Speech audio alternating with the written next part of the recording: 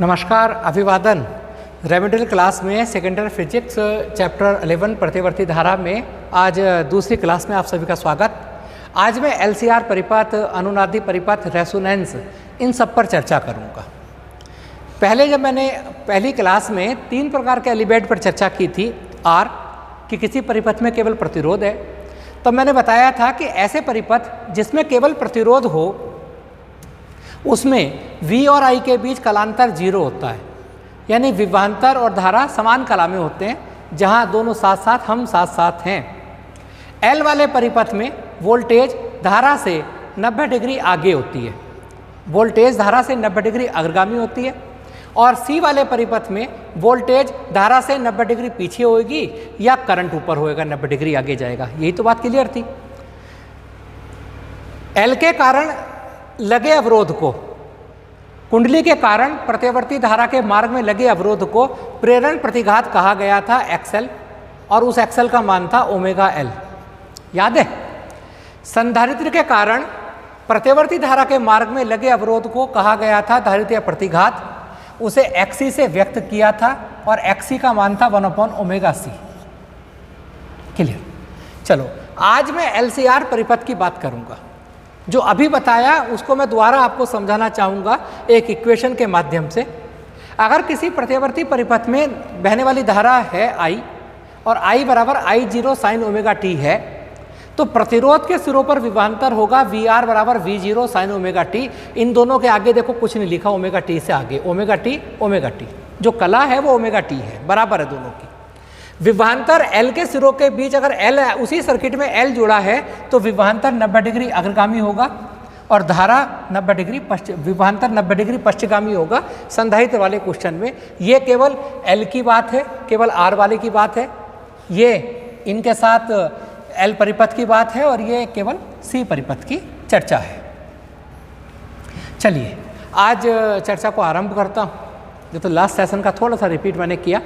LCR परिपथ बहुत थोड़ा ध्यान से समझने की ज़रूरत है। अगर हम श्रेणी LCR परिपथ को समझ लेते हैं तो प्रतिवर्ती धारा का पूरा चैप्टर आपको क्लियर हो जाता है।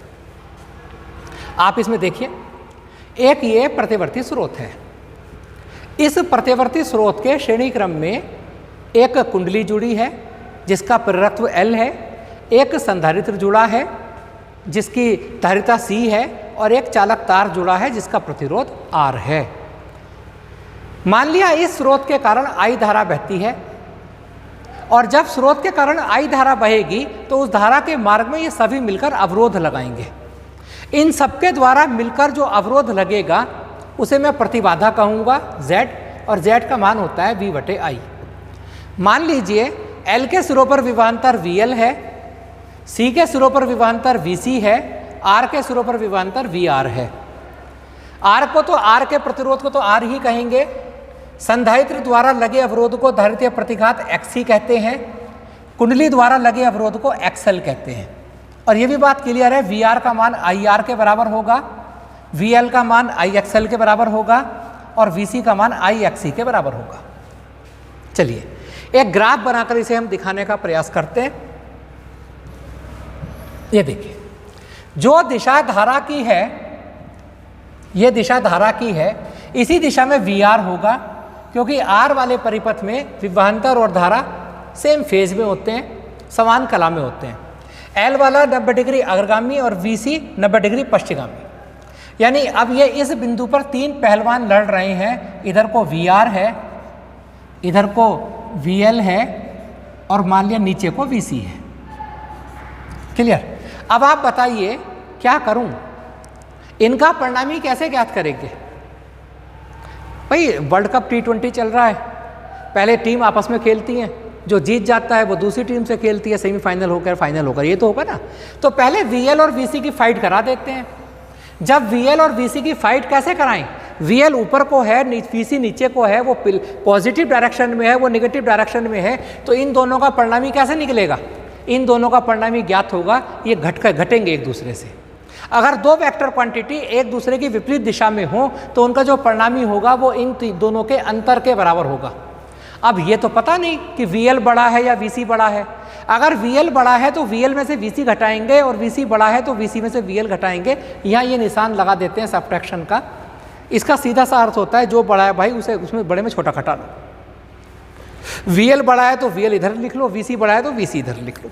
तो ये इन दोनों का परिणामी आया VL डिफरेंस VC, से डिफरेंस बोला जाता है VL डिफरेंस VC। चलो ये दो पहलवान तो आपस में कट के आ गए और अब केवल क्या बचता है यहाँ पर हमें, अब हमारे सामने बचता है VR इधर को है और ऊपर को या नीचे को VL डिफरेंस VC है। अब इन दोनों की लड़ाई होगी आपस में ना, फाइनल मैच खिलेगा। अब इनका फाइनल कैसे खिलेगा, इनके बीच लंब है और जब दो वेक्टर क्वांटिटी के बीच एक दूसरे के लंबवत हो तो परिणामी ऐसे निकलेगा V का वर्ग बराबर VR का वर्ग प्लस VL डिफरेंस VC का वर्ग। आगे चल के आपको इसमें वैल्यू पुट करता हूँ और आपका प्रतिबाधा निकालता हूँ। देखो V का वर्ग बराबर VR का वर्ग प्लस VL डिफरेंस VC का वर्ग। VR का मान मैंने बताया था IR का होल स्क्वायर प्लस VL की जगह IXL डिफरेंस IXC का होल स्क्वायर।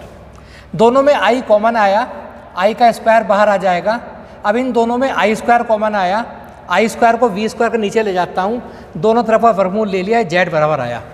इस फॉर्मूले को ध्यान से सुने। एक फॉर्मूला आता है Z बराबर अंडर रूट R का वर्ग प्लस XL डिफरेंस XC का वर्ग। बस इसे याद कर लीजिए भैया। इसे याद करके फ़ायदा ये तीनों के लिए है LCR तीनों हो। अगर किसी परिपथ में केवल LR है, LR का मतलब क्या है, C नहीं है, तो C का पद गायब कर दो तो क्या हो जाएगा, Z बराबर अंडर रूट R का वर्ग प्लस XL का वर्ग हो जाएगा। और अगर किसी परिपथ में CR है, L नहीं है, तो अगर CR परिपथ है तब प्रतिबाधा कितनी होगी, L गायब कर दो, L की XL 0 कर दो। जब XL 0 करोगे तो Z बराबर क्या आएगा, अंडर रूट R का वर्ग प्लस XC का वर्ग। अगर LC परिपथ है, LC का मतलब क्या है, R नहीं है, तो R को 0 कर दो। जब आप R को 0 करोगे तो क्या बचा, XL डिफरेंस XC का होल स्क्वायर, उसका स्क्वायर रूट होगा तो वर्गमूल हट जाएगा और Z का मान आ जाएगा XL डिफरेंस XC। यानी एक फॉर्मूले को याद करके हम LR परिपथ, CR परिपथ, LC परिपथ के फॉर्मूले आराम से याद कर सकते हैं। क्लियर। अब चलो कलांतर निकालते हैं। कलांतर के लिए भी यहीं आ जाइए आप। कलांतर के लिए क्या होगा भाई, ये VL डिफरेंस VC है तो ये भी तो VL डिफरेंस VC होगा ना। tan फाई किसे कहेंगे, लंब बटे आधार को। लंब कौन है, VL डिफरेंस VC, और आधार कौन है, VR। ये है ना। अब देखो इसी को लेकर मैं आगे चलता हूं।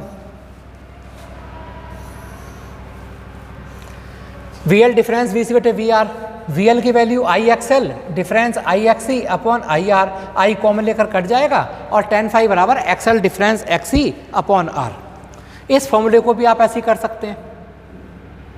अगर LR परिपथ है, C नहीं है, तो XC को 0 मान लीजिए, tan फाई बराबर क्या आ गया, XL बटा R। और अगर RC परिपथ है तो XL को 0 मान लीजिए, तो tan फाई क्या आ जाएगा, tan फाई आ जाएगा XC बटे R। और अगर LC परिपथ है, LC का मतलब क्या, R 0 मान लीजिए, R 0 है तो इसका मतलब क्या है, 0 से भाग करेंगे अगर किसी को तो अनंत आएगा। अनंत कब आएगा, जब फाई की वैल्यू 90 कितनी होगी यहाँ पर। इससे ना करके आप ऐसा कीजिए, ऐसे याद करने का, अनंत में आप कंफ्यूज हो जाएंगे। मैं इसमें बता देता हूँ। इसमें यह है कि भाई VL तो ऊपर को था, याद है, और VC नीचे को था ग्राफ में, तो क्या होगा, ये 90 डिग्री आगे, ये 90 डिग्री पीछे, तो ये पूरा कोण हो जाएगा 180 डिग्री। यानी LC परिपथ में जो कलांतर होता है वो कितना होगा, 180 डिग्री। क्लियर। चलिए एक न्यूमेरिकल ले लेते हैं छोटा सा, बहुत अच्छा न्यूमेरिकल है। और यहाँ पर न्यूमेरिकल की बात, ये क्वेश्चन दिया गया यहाँ पर, आपको कहा कि ये परिपथ दिया गया है, परिपथ में प्रतिबाधा और एमीटर का पाठ्यांक ज्ञात कीजिए। एमीटर का पाठ्यांक, हमेशा एमीटर का पाठ्यांक ज्ञात करना मतलब एमीटर का धारा का वर्ग मध्य मूलमान ज्ञात करना। ठीक, इस परिपथ को पहले पढ़ लेते हैं। परिपथ को पढ़ेंगे क्या, ये 0.1 हेनरी है, ये एल का मान है, ये 440 ओम है, ये आर का मान है। ये निशान देखिए, ये निशान प्रत्यवर्ती का है। एक इक्वेशन नीचे लिखी, इसके पैरेलल ही इक्वेशन लिख देता हूँ, v बराबर v0 साइन ओमेगा टी। तुलना कर लेता हूँ। सबसे पहले मैंने बोला था जैसे को लोहे को लोहा काटता है तो समीकरण को समीकरण ही काटेगी। तो v की जगह v, बराबर की जगह बराबर, साइन से पहले 200 है और साइन से पहले v0 है, यानी v0 बराबर 200 वोल्ट। t और 300 या ओमेगा, ओमेगा बराबर 300 रेडियन पर सेकंड। जब L का सवाल है, LR परिपथ है, C तो है नहीं, LR परिपथ है, तो XL बराबर ओमेगा L, वैल्यू पुट की, XL की वैल्यू 300 ओम आ गई। परिपथ की प्रतिबाधा ज्ञात करनी थी, तो Z बराबर अंडर रूट R का वर्ग प्लस XL का वर्ग, और Z बराबर अंडर रूट R का वर्ग प्लस XL के वर्ग में R का मान है 40, XL का मान है 30, और ये मैंने वैल्यू पुट कर दी। Z बराबर अंडर रूट R का वर्ग प्लस XL का वर्ग, 40 का वर्ग 1600, 30 का वर्ग 900, दोनों जोड़कर आया 2500, वर्गमूल आया 50।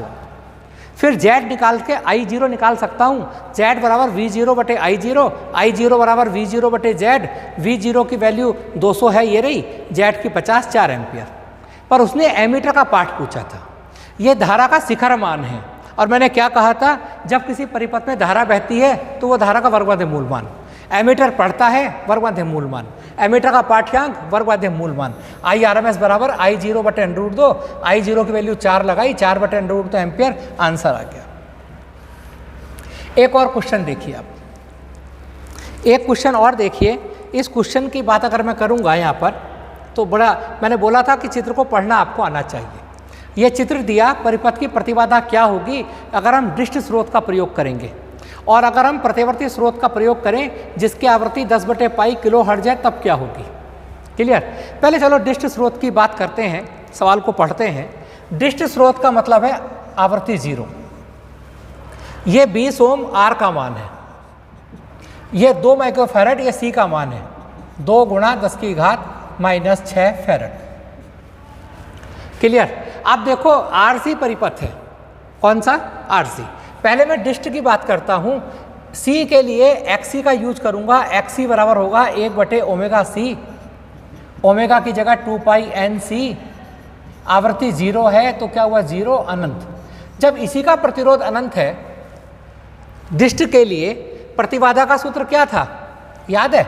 एक्सी परिपथ के लिए प्रतिबाधा का सूत्र था, देखो ये मैंने लिखा था ना अभी, एक्सी बराबर 1/2πNc, डिस्ट धारा के लिए आवृत्ति 0, एक्सी अनंत। तो प्रतिबाधा का सूत्र था Z बराबर अंडर रूट R का वर्ग प्लस XC का वर्ग, और XC अनंत है तो ये पूरा अनंत हो जाएगा। और डिस्ट धारा के लिए कभी भी संधारित्र डिस्ट धारा परिपथ में कार्य नहीं करता, क्योंकि प्रतिरोध अनंत हो जाता है और धारा 0 हो जाएगी, धारा बहेगी नहीं। अब ये AC परिपथ की बात करता हूँ जो उसने कही है।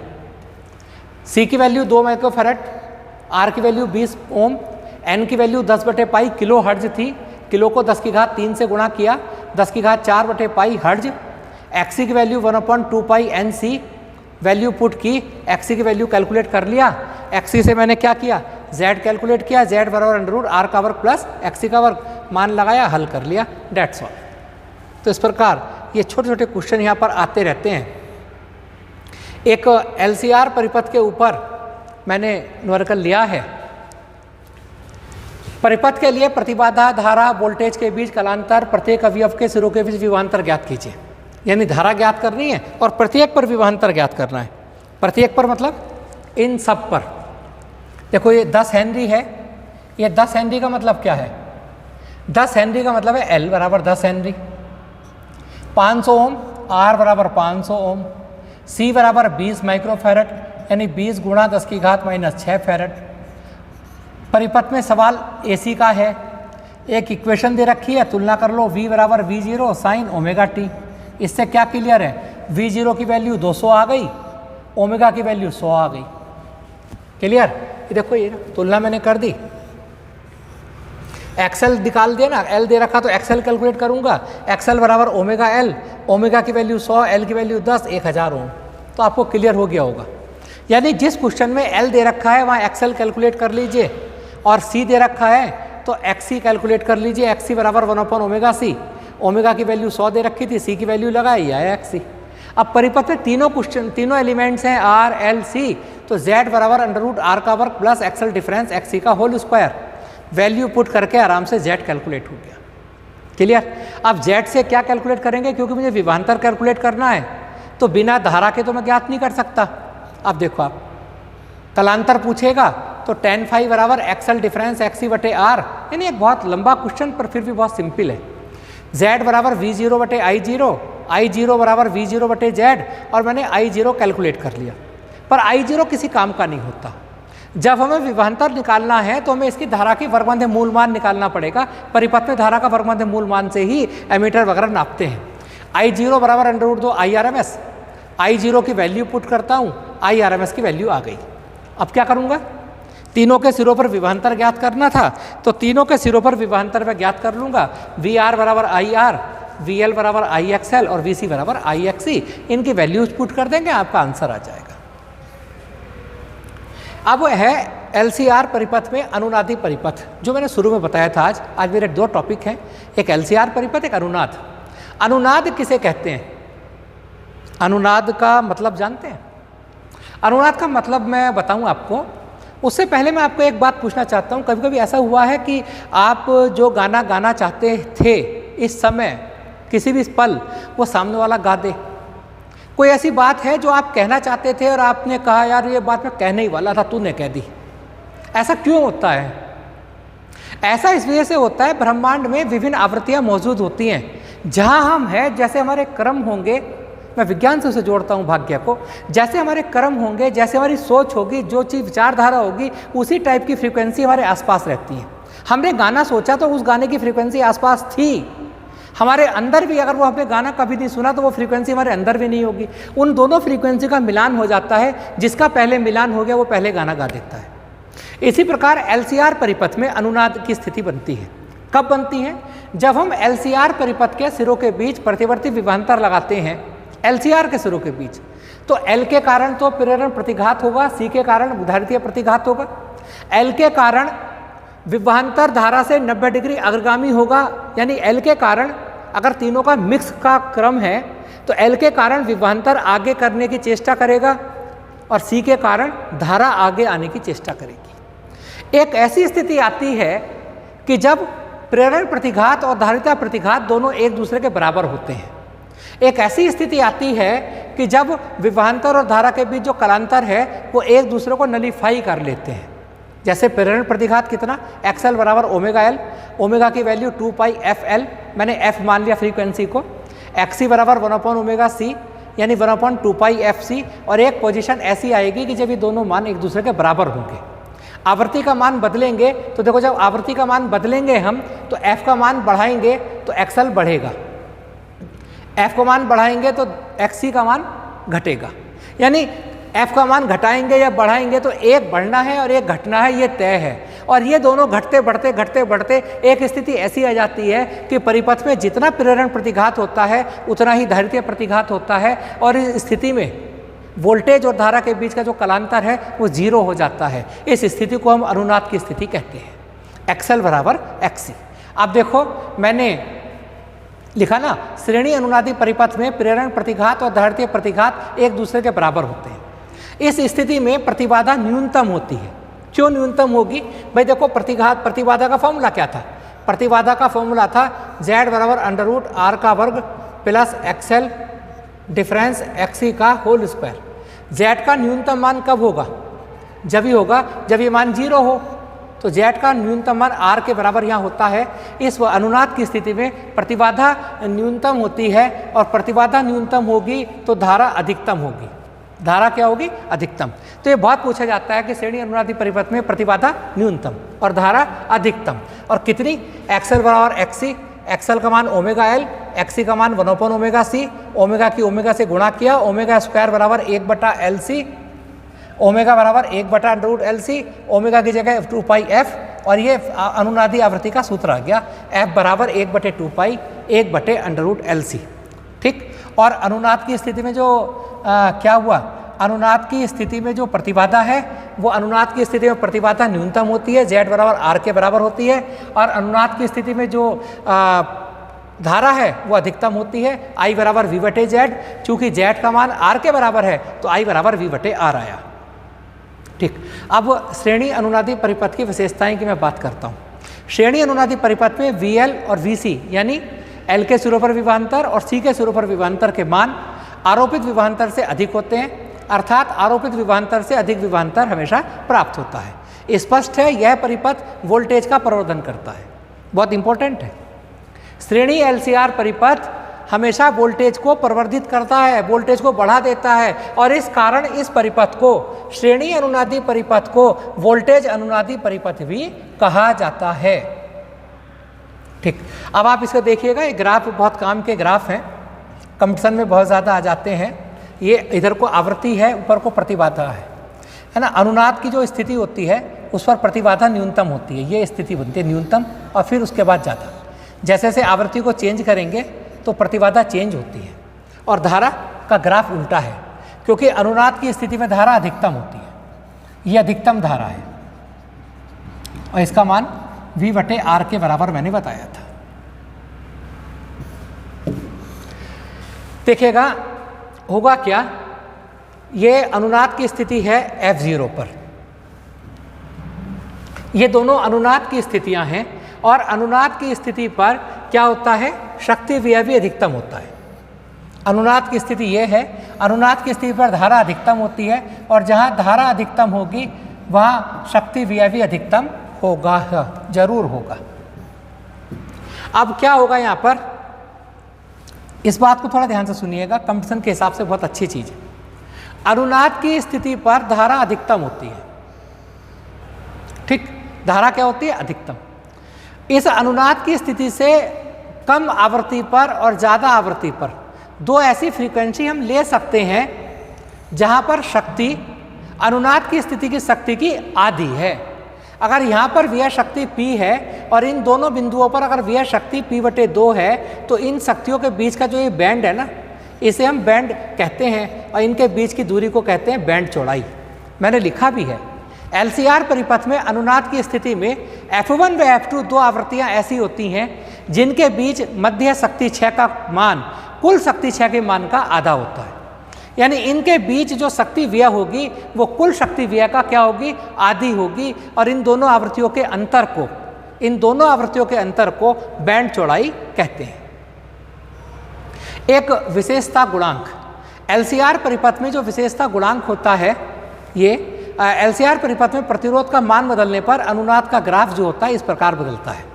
जैसे R प्रतिरोध कम होगा तो इसकी शार्पनेस देखो आप, जब हम R का मान बढ़ाते हैं तो ये और चपटा होगा, R का मान और बढ़ाने पर ये और ज़्यादा चपटा होगा, है ना। तो ये विशेषता है, इसे फैक्टर को विशेषता गुणांक के नाम से हम जानते हैं, इसको आपको ध्यान रखना है। ये पूछा जाता है कि कहाँ R ज़्यादा है कहाँ कम, ये ग्राफ भी बनाने को आ जाते हैं। अनुनाद की इस तीक्ष्णता को, जो मैंने बताया ना, या शार्प है या फ्लैट हो गया, तो अनुनाद की इस तीक्ष्णता को जिस राशि द्वारा व्यक्त किया जाता है उस राशि को विशेषता गुणांक या क्वालिटी फैक्टर कहते हैं, और क्वालिटी को Q से व्यक्त करते हैं। यह एक विमाहीन राशि है, इसका कोई मात्रक नहीं होता, और Q का मान होता है ओमेगा L बटे R। ओमेगा का मान लगा दिया 1 बटे अंडर LC, ये भी होता है 1 बटे R अंडर LC। ठीक है जी, एक आपको 2-3 ही स्लाइड मेरी रह गई हैं आज के क्लास में। आपका देखेंगे एक परिपथ जिसमें L बराबर 2 हेनरी, C बराबर 32 माइक्रोफैरड, R बराबर 10 ओम, और क्वालिटी फैक्टर पूछा। क्वालिटी फैक्टर का मान निकालने से पहले ओमेगा कैलकुलेट कर लेता हूँ।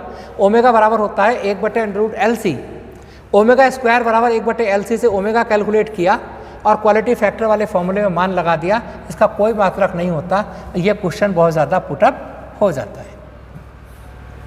डिस्ट धारा और प्रतिवर्ती धारा की तुलना करते हैं, कि जब चैप्टर प्रतिवर्ती धारा का है तो डिस्ट धारा से तुलना करना तो बनता है।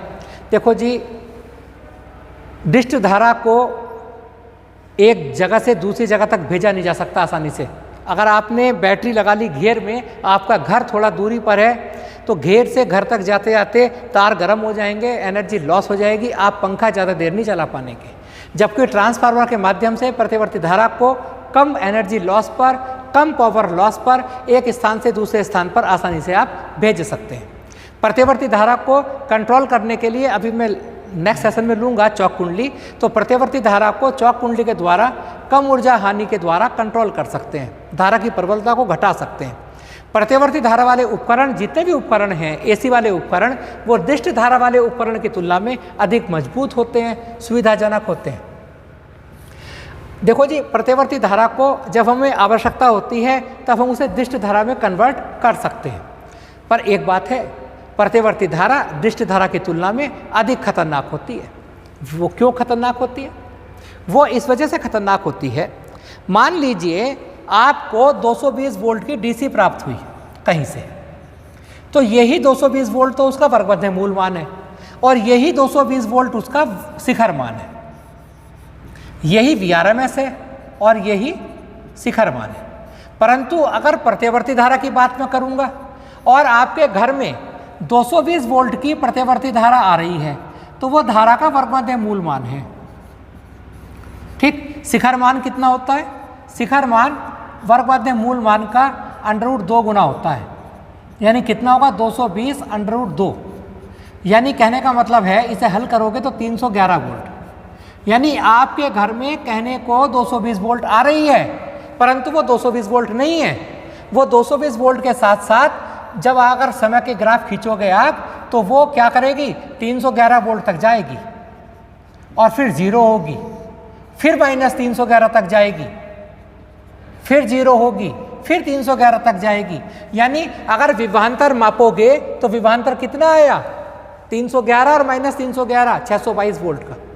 यानी इतना खतरनाक होती है वो। डिष्ट धारा में बिचारी में जितना शिखर मान उतना ही वर्गमध्य मूल मान, परंतु वहाँ वर्गमध्य मूल मान कम रहता है, शिखर मान ज़्यादा हो जाता है, उतना ही विपरीत दिशा में ज़्यादा हो जाता है। इस कारण ज़्यादा तेज झटका लगता है और प्रतिवर्ती धारा डिष्ट समान वोल्टेज की डिष्ट धारा से ज़्यादा खतरनाक होती है।